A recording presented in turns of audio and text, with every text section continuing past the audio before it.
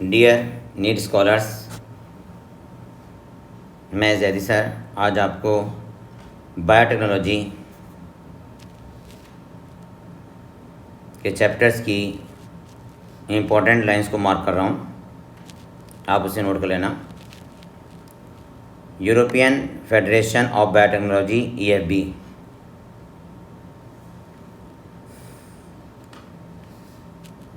European federation biotechnology EFB। Principles of biotechnology में आ जाएं आप। नेक्स्ट पेज पर आ जाइए। नेक्स्ट पेज पर bio process engineering, maintenance of sterile microbial contamination free ambience in chemical engineering process. इस paragraph को आप छोड़ सकते हैं। नेक्स्ट पैराग्राफ पे आ जाइए आप, इसको भी छोड़ दीजिए आप। लास्ट पैराग्राफ पे आ जाइए आप। लास्ट पैराग्राफ को हम मार्क करेंगे। Construction of first recombinant DNA, construction of first recombinant DNA by Stanley Cohen and Herbert Boyer in 1972.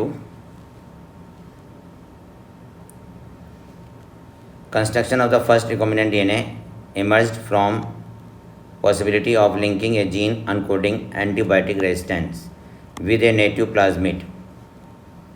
Plasmid है extra chromosomal self replicated chromosomes DNA। Plasmid क्या होता है? Extra chromosomal self replicated chromosomal DNA। तो plasmid of Salmonella typhimurium, plasmid bacteria में मिलता है। ये extra chromosomal DNA है, सेल्फ रेप्लिकेट कर लेता है। रेप्लिकेट करके 15 से 15 to 100 कॉपीज़ बनाता है।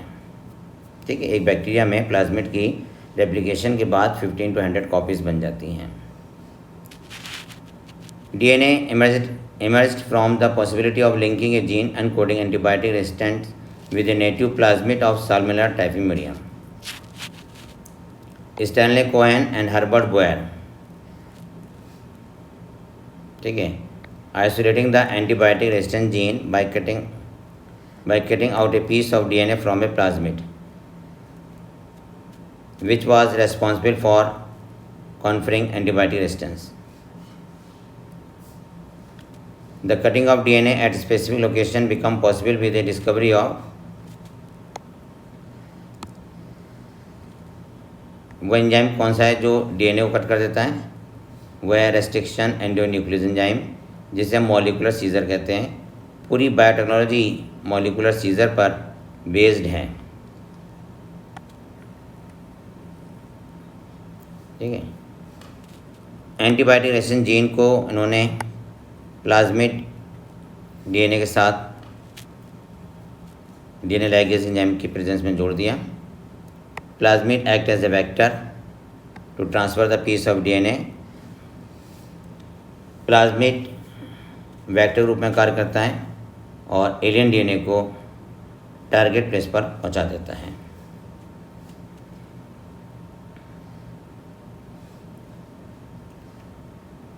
Vector deliver an alien piece of DNA into the host organism.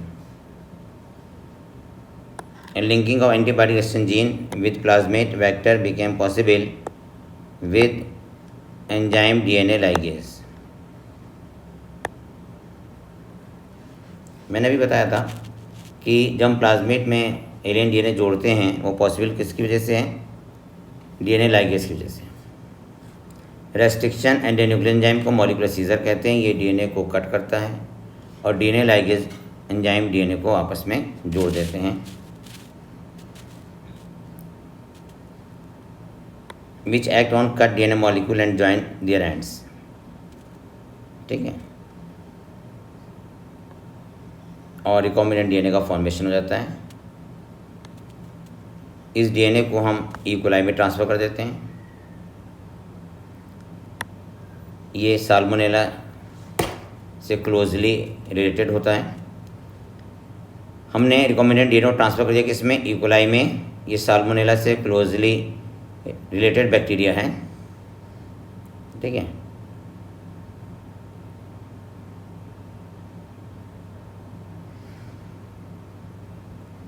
Recombinant DNA replicate करके डीएनए पॉलीमरेज एंजाइम की प्रेजेंस में मल्टीपल कॉपीज़ बना लेता है। ये multiple copies antibiotic resistant gene की हैं इकोलाई में।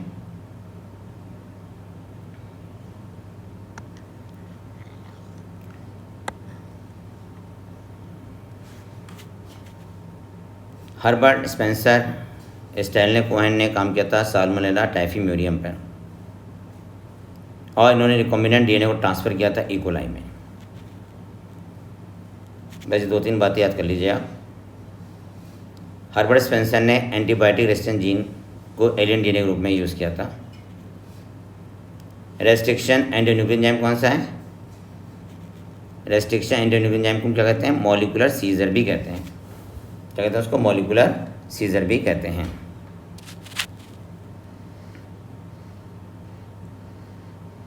तीन स्टेप्स हैं जेनेटिक इंजीनियरिंग में। पहला आइडेंटिफिकेशन ऑफ डीएनए, दूसरा है introduction of identified DNA into the host, तीसरा है maintenance of introduce DNA in the host and transfer of the DNA to its progeny.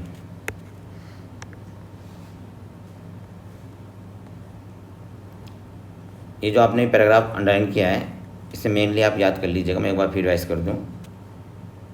Salmonella टाइफीम्यूरियम पर किसने वर्क किया था? तो स्टैनले कोहेन और हर्बर्ट बोयर ने किया था। फर्स्ट रिकॉम्बिनेंट डीएनए किन्होंने बनाया? स्टैनले कोहेन और हर्बर्ट बोयर ने बनाया 1972 में। एंटीबायोटिक रेजिस्टेंट जीन को इन्होंने रेस्ट्रिक्शन एंडोन्यूक्लिन एंजाइम की प्रेजेंस में ऑब्टेन किया और फिर से प्लाज्मिड में इंसर्ट करके डीएनए लाइगेज से हमने इसको प्लाज्मिड के साथ जोड़ दिया और फिर से ई कोलाई में ट्रांसफ़र कर दिया। Tools of recombinant DNA technology, देखिए इसके टूल्स में restriction enzymes, polymerase enzymes, ligase, vector and host organism आते हैं।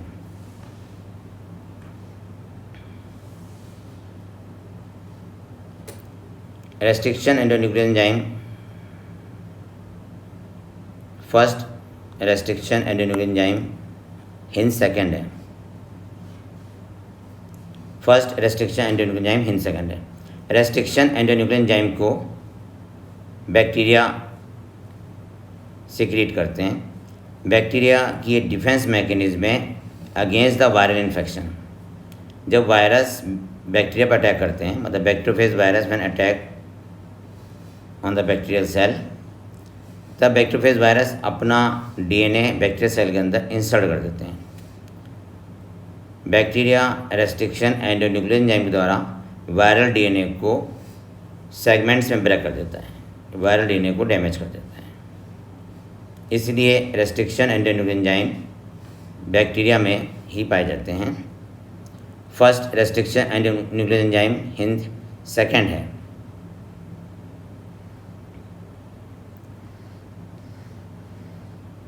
Nine 900 restriction endonuclease enzymes known है। इन्हें 230 स्ट्रेन से ऑब्टेन किया गया है। 900 restriction endonuclein enzymes are known and isolated from 230 strain of bacteria. इसके नोमेनक्लेचर में फर्स्ट लेटर जीनस को रिप्रेजेंट करता है, सेकेंड टू लेटर स्पीशीज़ को, और थर्ड लेटर जो है वो स्ट्रेन को रिप्रेजेंट करता है। जैसे इको R1 है तो इशरिया कोलाई, ई से इशरिया हो गया, CO से कोलाई, और फिर R जो है वो स्ट्रेन है RY13, ठीक है। इनोकुलाई, the letter R is derived from the name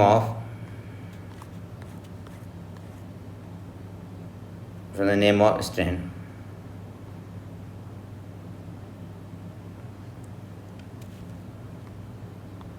एक बार फिर रिवाइज करता हूँ। रेस्ट्रिक्शन एंड न्यूक्लियर एंजाइम के नोमेनक्लेचर में 4 लेटर हैं। फर्स्ट लेटर जो है वो जीनस का है, सेकंड 2 लेटर स्पीशीज़ का है, और उसके बाद जो लेटर है वो स्ट्रेन के लिए होता है। उसका जो नंबर लिखा होता है, जैसे इको R1, इसका मतलब होता है जो लास्ट में 1 लिखा हुआ है तो उसे बैक्टीरिया से एंजाइम्स जो ऑब्टेन किए गए हैं उसमें अगर सबसे पहले जो एंजाइम्स ऑब्टेन किया जाता है तो उसके आगे 1 लिखेंगे, जो नंबर 2 पे ऑब्टेन किया जाता है उसके आगे 2 लिखेंगे। तो वो है सीक्वेंस ऑफ ऑर्डर, है ना, of obtaining of restriction and enzyme from the bacteria. Bacteria से जो रेस्ट्रिक्शन एंड एंजाइम जिस क्रम में निकाले गए हैं उसका वो सीक्वेंस होता है। रेस्ट्रिक्शन एंड एंजाइम 2 तरह के, एक्सोन्यूक्लियस हैं और दूसरा एंडोन्यूक्लियस है। ठीक है, एक्सोन्यूक्लियस न्यूक्लियोटाइड को डीएनए के एंड से रिमूव करता है और एंडोन्यूक्लियस डीएनए को छोटे छोटे पीसेस में कट कर देता है। नेक्स्ट आ जाइए, पैलिंड्रोमिक डीएनए है। Restriction and enzyme palindromic DNA को स्पेसिफिक सेगमेंट से ही कट करते हैं। पैलिंड्रोमिक डीएनए उसे कहते हैं जिसमें न्यूक्लियोटाइड का सीक्वेंस दोनों एंड पर सेम होता है ना। जैसे यहाँ आप देख रहे हैं कि ये पैलिंड्रोमिक सेगमेंट है, GAA और GA दोनों तरफ से GAA है और GAA है। CTT और इधर से देखिए आप, ये भी CTT है, इधर से देखें तो ये भी CTT है। तो इसे पैलिंड्रोमिक डीएनए कहते हैं। पैलिंड्रोमिक डीएनए में क्या होता है कि न्यूक्लियोटाइड का सीक्वेंस, है ना, डीएनए के दोनों हेलिक्स पर, है ना, 5 प्राइम to 3 प्राइम सेम होता है। इको R1 या restriction endonuclease enzyme, restriction endonuclease enzyme palindromic DNA को स्पेसिफिक पॉइंट से क्लीव करते हैं। Eco R1 cleave the restriction endonuclease enzyme between the G and A। ठीक है, नेक्स्ट पॉइंट आ जाइए।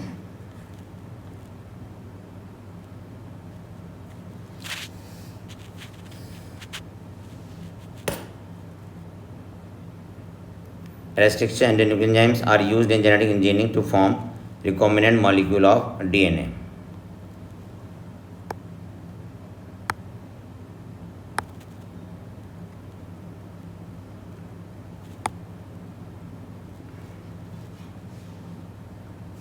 DNA ligase DNA के स्टिकी एंड्स को आपस में जोड़ देता है। डायग्राम देखिए, वेक्टर डीएनए है प्लाज्मिड का, उधर फॉरेन डीएनए लिया, फॉरेन डीएनए को एलियन डीएनए भी कहते हैं। ठीक है, रेस्ट्रिक्शन एंडोन्यूक्लियस एंजाइम से प्लाज्मिड को ओपन किया और फॉरेन डीएनए से डीएनए के सेगमेंट को ऑब्टेन किया रेस्ट्रिक्शन एंडोन्यूक्लियस एंजाइम से। उसके बाद फॉरेन डीएनए को प्लाज्मिड डीएनए में इंसर्ट किया और डीएनए लाइगेज से उसको सील कर दिया। ठीक है, और रिकॉम्बिनेंट डीएनए बन जाता है। और रिकॉम्बिनेंट डीएनए को फिर उन्होंने यूकोलाई में ट्रांसफ़र कर दिया, यूकोलाई में डिवीज़न हुआ, है ना, और जो डॉटर सेल थी उन डॉटर सेल में भी एलियन डीएनए ट्रांसफ़र हो जाता है। नेक्स्ट है डीएनए का आइसोलेशन किससे करते हैं? डीएनए का आइसोलेशन जेल इलेक्ट्रोफोरेसिस के द्वारा किया जाता है। डीएनए आइसोलेशन जेल इलेक्ट्रोफोरेसिस द्वारा करते हैं। DNA fragment separate according to their size through sieving effect provided by agarose jail.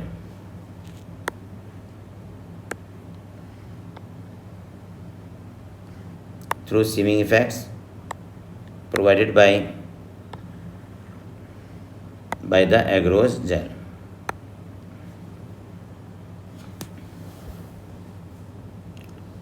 The separate DNA fragments can be visualized only after staining the DNA with a compound known as Ethereum bromide. जो DNA fragment को हम separate करते हैं उन्हें Ethereum bromide से stand कर देते हैं, क्योंकि वो फिर अल्ट्रावायलेट रेज में ग्लो करने लगते हैं।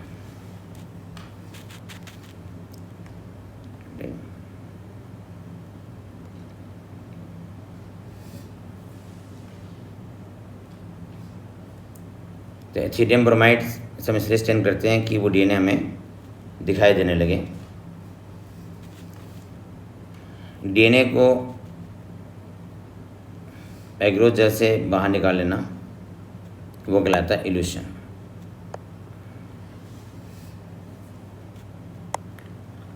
डीएनए को जब हम एग्रोजेल से बाहर निकाल लेते हैं तो उससे हम इल्यूशन कहते हैं, ELUTION। Cloning vector, cloning vector कौन है? प्लाज्मिड है। क्लोनिंग वेक्टर प्लाज्मिड है। Plasmids may have only 1 or 2 copies per cell, whereas their others may have 15 to 100 copies। मैंने अभी बताया था आपको प्लाज्मिड जो है 15 to 100 कॉपीज़ बना लेता है।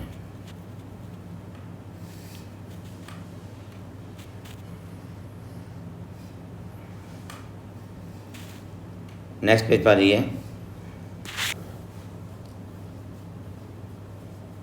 देखिए, जिस सेल्स में रिकॉम्बिनेंट डीएनए होता है उसे रिकॉम्बिनेंट सेल्स कहते हैं, और जिसमें नहीं होता है उसे नॉन रिकॉम्बिनेंट सेल कहा जाता है।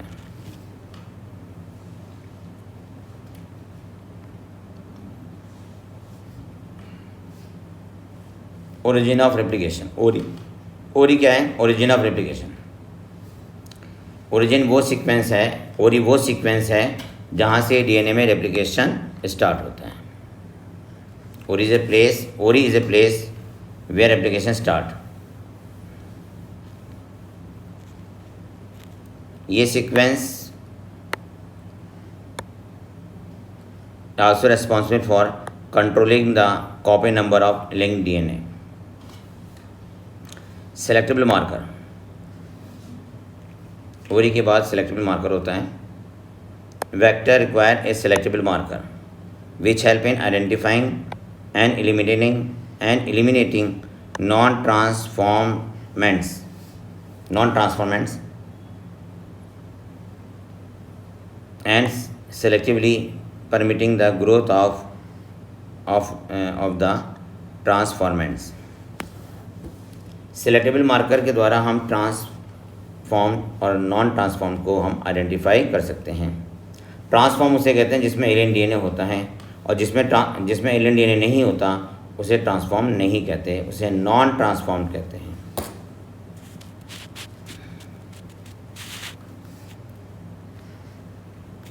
देखिए, सेलेक्टेबल मार्कर कौन कौन से हैं? एंटीबायोटिक हैं such as ampicillin, chloramphenicol, tetracycline और कैनामाइसिन। देखिए, सेलेक्टेबल मार्कर कौन है? एंटीबायोटिक्स हैं। कौन कौन से एंटीबायोटिक्स हैं? एम्पिसिलिन है, क्लोराम्फेनिकॉल है, टेट्रासाइक्लिन है और कैनामाइसिन है। ठीक है। The normal E coli cell do not carry resistance against any of these antibiotic.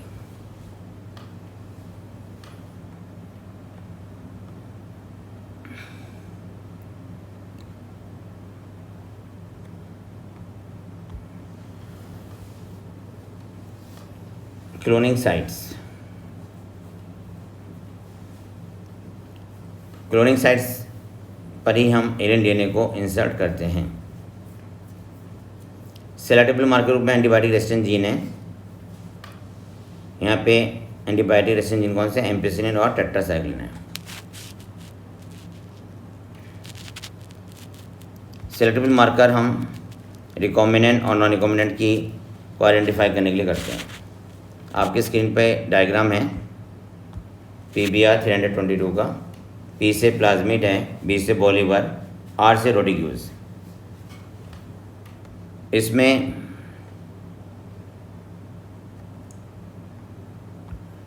दो सेलेक्टेबल मार्कर हैं, एक एम्पिसिलिन एक टेट्रासाइक्लिन है।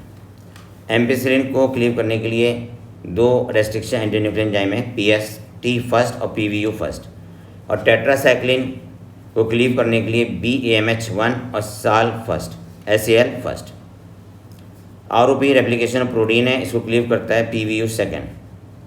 दोनों सेलेक्टेबल मार्कर के बीच में EcoR1 CLA फर्स्ट हिन थर्ड की क्लीव साइट्स हैं। सेलेक्टेबल मार्कर के द्वारा हम रिकॉम्बिनेंट और नॉन रिकॉम्बिनेंट को आइडेंटिफाई कर सकते हैं। अगर हमने एलियन डीएनए को टेट्रासाइक्लिन एंटीबायोटिक रेजिस्टेंट जीन में इंसर्ट किया है तो उसके लिए करते हैं क्या, जो टेट्रासाइक्लिन का एंटीबायोटिक रेजिस्टेंट जीन है उसे कट करके, है ना, उसमें एलियन डीएनए को इंसर्ट कर देते हैं, ठीक है, और डीएनए को या रिकॉम्बिनेंट डीएनए को वापस बैक्टीरियल सेल में ट्रांसफ़र कर देते हैं। अब ये वाली बैक्टीरियल सेल जिसमें टेट्रासाइक्लिन को कट करके हमने एलियन डीएनए को इंसर्ट किया था, ये बैक्टीरिया टेट्रासाइक्लिन मीडियम पहुंचने पर इनकी डेथ हो जाएगी, ठीक है। जबकि वो जो कि नॉन रिकॉम्बिनेंट हैं, जिनमें tetracycline gene as it is हैं, उनकी डेथ नहीं होगी। इस तरह से हम रिकॉम्बिनेंट और नॉन रिकॉम्बिनेंट को आइडेंटिफाई कर सकते हैं।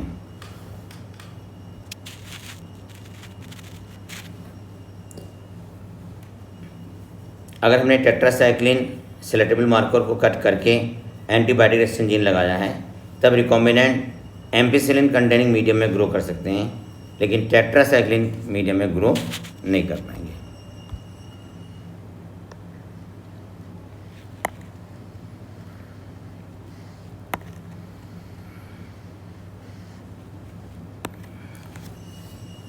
नेक्स्ट पॉइंट देखिए,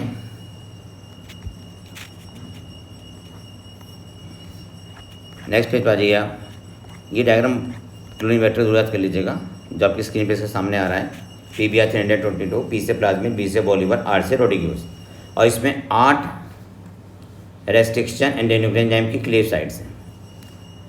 ROP का मतलब क्या होता है, रेप्लिकेशन ऑफ प्रोटीन।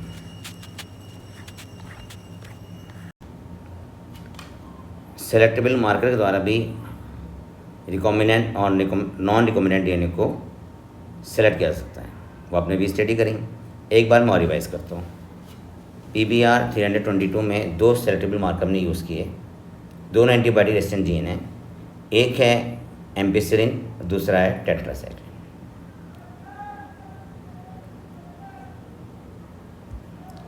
अगर PBr 322 में दोनों सेलेक्टेबल मार्कर हैं, तब बैक्टीरिया दोनों मीडियम में, मतलब एम्पिसिलिन कल्चर मीडियम में भी और टेट्रासाइक्लिन वाले कल्चर मीडियम में ग्रो कर सकता है। लेकिन जब हम टेट्रासाइक्लिन के सेलेक्टेबल मार्कर को एलियन डीएनए के द्वारा इनएक्टिव कर देते हैं, ठीक है, अब हमने इसे रिकॉम्बिनेंट डीएनए बना दिया और उसमें टेट्रासाइक्लिन जीन इनएक्टिव हो गया, तब ये एम्पिसिलिन की प्रेजेंस में तो ग्रो करता रहेगा, लेकिन टेट्रासाइक्लिन के लिए सेंसिटिव हो जाएगा और टेट्रासाइक्लिन के मीडियम में ग्रो नहीं करेगा।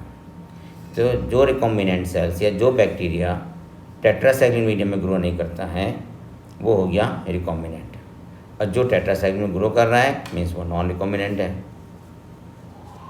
दूसरा एक मेथड और भी है, क्योंकि एंटीबायोटिक इनएक्टिवेशन के द्वारा रिकॉम्बिनेंट का सिलेक्शन का जो मेथड है वो कन्वर्सन प्रोसीजर है, तो इसके लिए हम दूसरा मेथड भी लेते हैं, इंसर्शनल इनएक्टिवेशन। इसमें क्रोमाजीन है बीटा ग्लैक्टोसाइडेज का। बीटा ग्लैक्टोसाइडेज ब्लू कलर देता है, तो जिसे हम रिकॉम्बिनेंट बनाते हैं, तो रिकॉम्बिनेंट बनाने से पहले बीटा ग्लैक्टोसाइडेज के जीन को इनएक्टिव कर देते हैं, एलियन डीएनए को बीटा ग्लैक्टोसाइडेज के जीन में इंसर्ट कर देते हैं। अब वो जीन इनएक्टिव हो गया। अब ये रिकॉम्बिनेंट बैक्टीरिया ब्लू कलर नहीं देगा क्योंकि इसका क्रोमोजीन इनएक्टिव है, तो जो ब्लू कलर दे रहा है वो नॉन रिकॉम्बिनेंट, और जो ब्लू कलर नहीं दे रहा वो कैसा है, रिकॉम्बिनेंट, ठीक है। इसको मैं मार्क कर दे रहा हूँ, ये पूरा पैराग्राफ इम्पोर्टेंट है, ठीक है।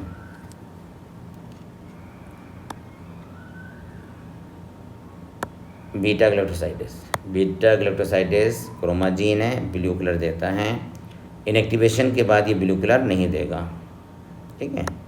तो जो ब्लू कलर दे रहे हैं वो कैसे हैं, नॉन रिकॉम्बिनेंट, जो ब्लू कलर नहीं दे रहा वो कैसा है, रिकॉम्बिनेंट, ठीक है।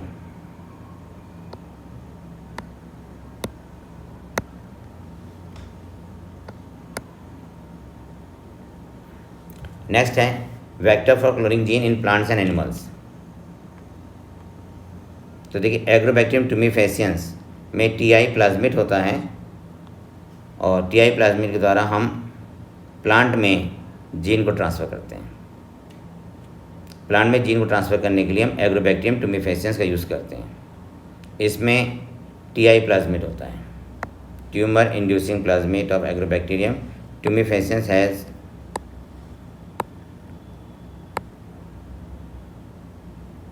ठीक है। देखें एग्रोबैक्टीरियम टुमेफेसिएंस में टीआई प्लाज्मिड है जिसका यूज़ हम जीन को ट्रांसफ़र करने में करते हैं। तो एटी क्या है? वेक्टर है। डिसआर्म पैथोजन में हम एटी को यूज़ करते हैं प्लांट में जीन ट्रांसफ़र करने के लिए। एनिमल में जीन ट्रांसफ़र करने के लिए हम रेट्रोवायरस यूज़ करते हैं। ये तो याद हो गया होगा ना। प्लांट में जीन किसे ट्रांसफ़र करते हैं? वेक्टर एटी से।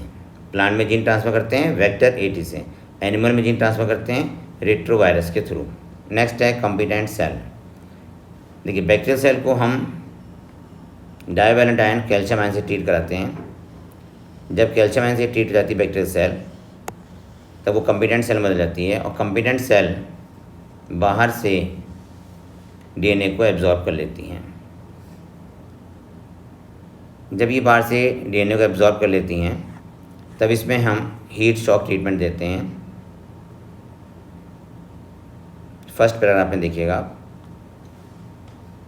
recombinant DNA can then be forced into such cell by incubating the cell with recombinant DNA on ice, followed by placing them briefly at 42 degree centigrade, heat shock हो गया ये, and then putting them back on ice। मतलब ice पे थी, 42 पे रखा, फिर ice पे रखा। ये हीट शॉक ट्रीटमेंट हो गया और बैक्टीरिया के अंदर रिकॉम्बिनेंट DNA का फॉर्मेशन हो गया।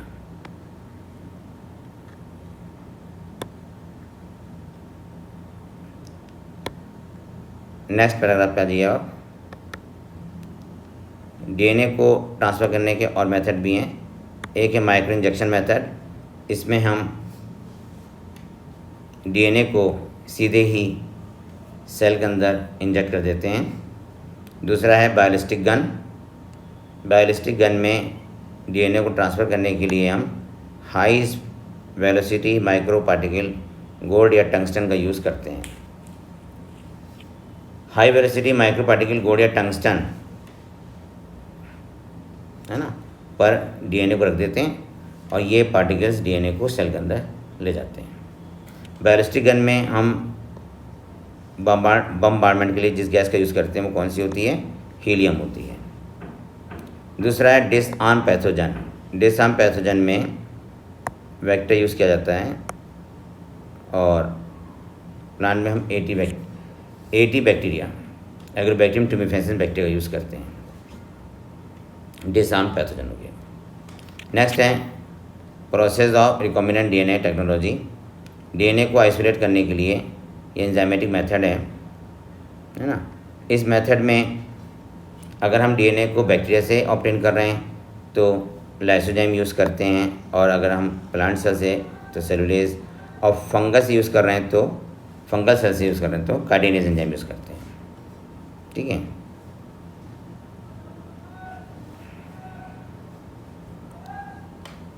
देखिए सेल के अंदर जो डीएनए हैं, डीएनए के साथ प्रोटीन भी हैं, हिस्टोन प्रोटीन भी हैं, आरएनए भी है, राइबोसोम्स भी हैं, तो इन सबको भी रिमूव करना पड़ता है। इसलिए आरएनए को रिमूव करने के लिए हम है ना सेल को राइबोन्यूक्लियस एंजाइम से ट्रीट कराते हैं, है ना। प्रोटीन को रिमूव करने के लिए हम प्रोटीएज एंजाइम से ट्रीट कराते हैं। राइबोसोम को रिमूव करने के लिए है ना राइबोन्यूक्लियस एंजाइम का यूज़ करते हैं। ठीक है। डीएनए को प्रेसिपिटेट कराने के लिए हम इसमें चिल्ड एथेनॉल डालते हैं और चिल्ड एथेनॉल के द्वारा डीएनए प्रेसिपिटेट कर जाता है और फिर उसे ग्लास रॉड से बाहर निकाल लेते हैं। फिर समझिए आप, डीएनए को आइसोलेशन करने के लिए हम क्या करते हैं? एंजाइम का यूज़ करते हैं। एंजाइम डिपेंड करते हैं कि कौन सी सेल से हम डीएनए को ऑब्टेन कर रहे हैं।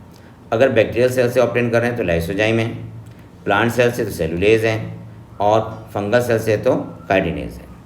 इसके बाद जो सेल के अंदर प्रोटीन है, आरएनए हैं, इनको रिमूव करने के लिए हम दूसरे एंजाइम यूज़ करते हैं। जैसे आरएनए को रिमूव करने के लिए राइबोन्यूक्लियस एंजाइम यूज़ करते हैं, प्रोटीन को रिमूव करने के लिए प्रोटीएज एंजाइम यूज़ करते हैं। उसके बाद डीएनए को प्रेसिपिटेट करने के लिए हम चिल्ड एथेनॉल यूज़ करते हैं जिससे डीएनए प्रेसिपिटेट हो जाता है और फिर उसे ग्लास रॉड से बाहर निकाल लेते हैं। आपके सामने जो डायग्राम है, इस डायग्राम में आप डीएनए देख रहे हैं कि डीएनए प्रेसिपिटेट हो गया है। नेक्स्ट आ जाते हैं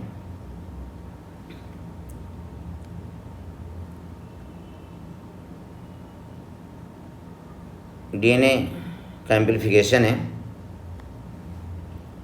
पीसीआर, पॉलीमरेज चेन रिएक्शन। इस पॉलीमरेज चेन रिएक्शन में 3 स्टेप्स हैं, डीनेचुरेशन, एनीलिंग और एक्सटेंशन। डीनेचुरेशन हाई टेम्परेचर पर किया जाता है। हाई टेम्परेचर पर डीएनए डीनेचर्ड हो गया, डीएनए दोनों हेलिक्स अलग हो गए, दोनों हेलिक्स डीएनए टेम्पलेट के रूप में वर्क करते हैं। एनीलिंग में primer, RNA primer 3 prime end पर आ जाता है। पीसीआर में प्राइमर के रूप में हम ओलिगोन्यूक्लियोटाइड को यूज़ करते हैं। Oligonucleotide use as a RNA primer. इसके बाद एक्सटेंशन होता है, तो एक्सटेंशन में Taq DNA polymerase third enzyme RNA primer के 3 प्राइम एंड पर नया डीएनए का helix 5 prime to 3 prime direction बनाता है। पीसीआर का डायग्राम आपके सामने है, डीनेचुरेशन है और फिर एनीलिंग है और फिर एक्सटेंशन है। ठीक है, 30 साइकिल में 30 साइकिल में है ना 1 बिलियन डीएनए का फॉर्मेशन हो जाता है। तो पीसीआर के द्वारा हम क्या करते हैं, जीन क्लोनिंग करते हैं, डीएनए का रेप्लिकेशन करते हैं।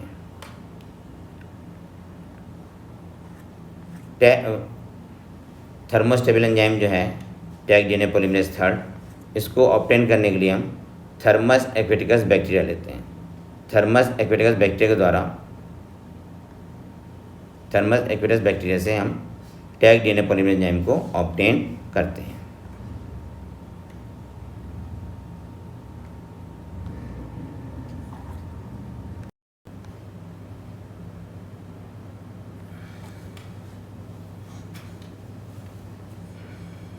इस जनरेशन में 1 बिलियन डीएनए का फॉर्मेशन हो जाता है। देखिए थर्मस एक्वेटिकस, कौन सा बैक्टीरिया है, थर्मस एक्वेटिकस से हम टैग डीएनए पॉलीमरेज एंजाइम को ऑब्टेन करते हैं। Next, insertion of recombinant DNA into the host cell.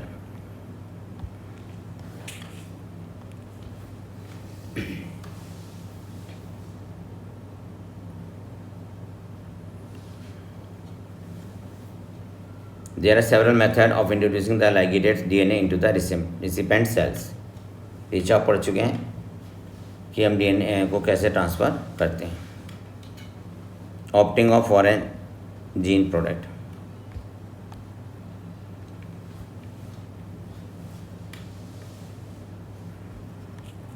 Next page पर आइए आप। देखिए नेक्स्ट पेज पर बायोरिएक्टर हैं, बायोरिएक्टर को मार्क कर लीजिए।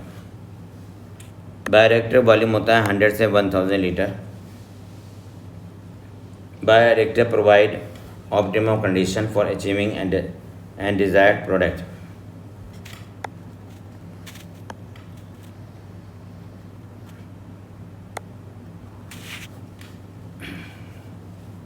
नेक्स्ट डायग्राम देखिए, उसमें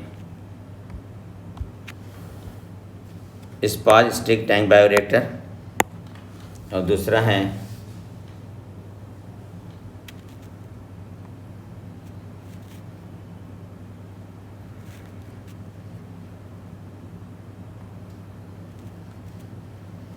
पहला देखिए कौन सा है, इसमें सिंपल स्टेट टैंक बायोरिएक्टर और दूसरा है स्पॉज स्टिक टैंक बायोरिएक्टर। देखिए सिंपल स्टेट टैंक बायोरिएक्टर में फ्लैट ब्लेड इम्पेलर है, फ्लैट ब्लेडेड इम्पेलर है। ठीक है, इस बायोरिएक्टर के नाम याद कर लीजिएगा। दूसरा है sponge state tank bioreactor, increase surface area for oxygen transfer. तो स्पॉज स्टेट टैंक बायोरिएक्टर में ऑक्सीजन ट्रांसफर करने के लिए सरफेस एरिया होता है ज़्यादा हो जाता है। Bubbles dramatically increase the oxygen transfer area. Next,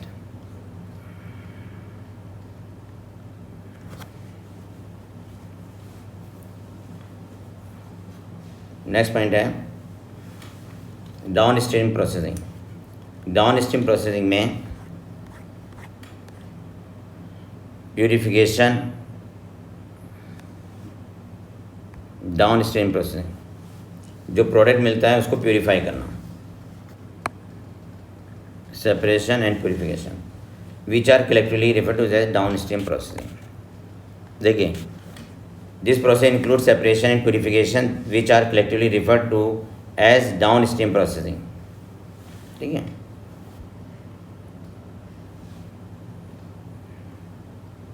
next देखिए,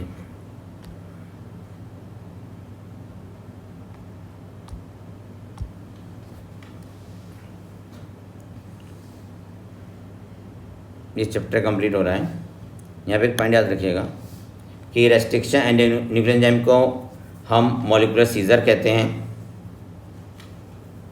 restriction end nuclear enzyme DNA को पैलिंड्रोमिक साइट से कट करता है, और पैलिंड्रोमिक साइट्स वो होती हैं जिसमें डीएनए के दोनों टेम्पलेट पर न्यूक्लियोटाइड का sequence 5 prime to 3 prime same होता है। स्क्रीन पर 2 बायोरिएक्टर हैं, इनको याद रखिएगा। सिंपल स्टेट टैंक बायोरिएक्टर में फ्लैट ब्लेडेड इम्पेलर है, और स्पार्स स्टेट टैंक बायोरिएक्टर में इम्पेलर नहीं है।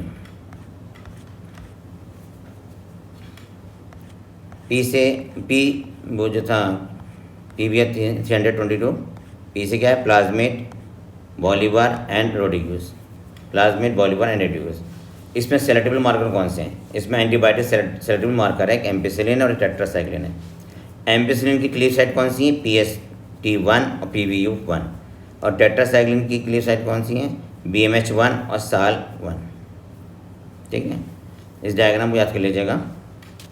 Thank you, wish you all the best. मेरी इस वीडियो को आप लाइक भी कीजिएगा और शेयर भी कीजिएगा। Thank you.